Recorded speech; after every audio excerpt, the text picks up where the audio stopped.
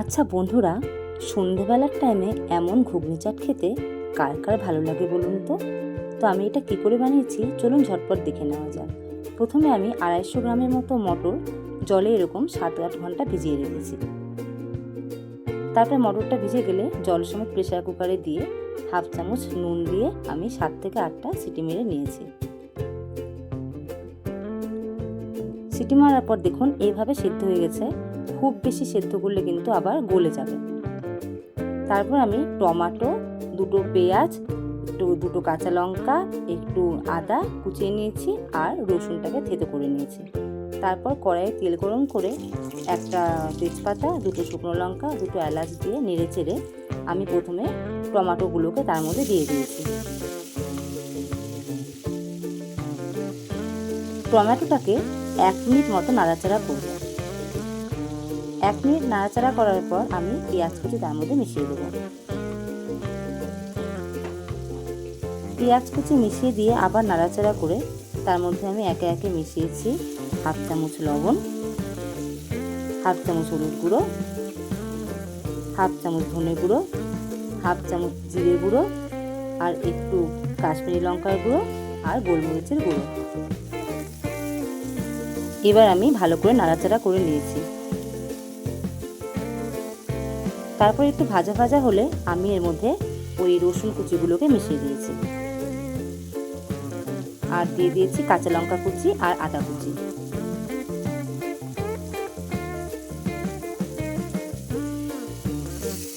এবারে একটু জল মিশিয়ে দিয়ে নাড়াচাড়া করে আমি মশলাটাকে কষাবো। মশলাটা কষানোর জন্য আমি একটু ঢেকে দিয়েছি যাতে ওই পেঁয়াজ, টমেটো আর যেগুলো মশলা মিশিয়েছি সেগুলো যেন একদম ভালো মতো সেদ্ধ হয়ে যায়। এবার কিছুক্ষণ পর খুলে দিয়ে আবার নাড়াচাড়া করবো। এইভাবে নেড়ে চেড়ে কিন্তু মশলাটাকে ভালো করে ভাজতে হবে।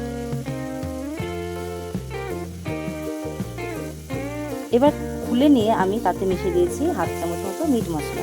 মিট মশলা দিয়ে আমি ভালো করে আবার নাড়াচাড়া করছি। ততক্ষণ পর্যন্ত নাড়বো যতক্ষণ না পর্যন্ত মশলা থেকে তেল ছেড়ে যায়। দেখো এখানে কিন্তু সবগুলো ভালো মতো সেদ্ধ হয়ে গেছে আর মশলা থেকে কিন্তু হালকা হালকা তেল ছাড়তে শুরু করেছে। এবারে কিন্তু মশলা থেকে অনেকটা তেল ছেড়ে দিয়েছে। এবার মশলার মধ্যে আমি সেদ্ধ করে রাখা মটর ওই জল সমেত ঢেলে দিয়েছি। দিয়ে ভালো করে এভাবে নেড়ে চেড়ে মটরের সাথে ওই মশলাগুলোকে ভালো করে মেশাতে হবে। এইভাবে নাড়াচাড়া করে কিন্তু 10 মিনিটের জন্য ঢেকে দিতে হবে। 10 মিনিট পর ঢাকনা খুলে দেখো ওটা কিন্তু ফুটতে শুরু করে দিয়েছে। এইভাবে আরো 6-7 মিনিট ফোটালেই ব্যাস আমার ঘুগনি রেডি। ঘুগনি কিন্তু রেডি হয়ে গেছে। এবার আমি একটা কাচের বাটির মধ্যে সেটাকে তুলে নিয়েছি।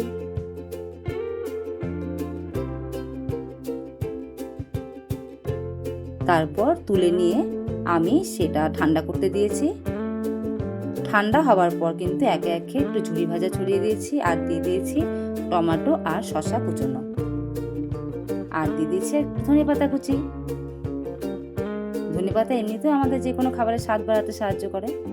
তারপরে একটু বিট নুন ছড়িয়ে ব্যাস সার্ভ করে দিন বা নিজে খেয়ে নিন। এটা এত টেস্টি লাগে খেতে কি বলবো।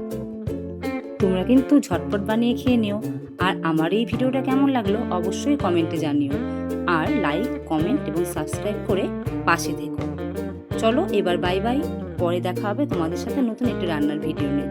এখন টাটা, সবাই ভালো থেকো। Love you all.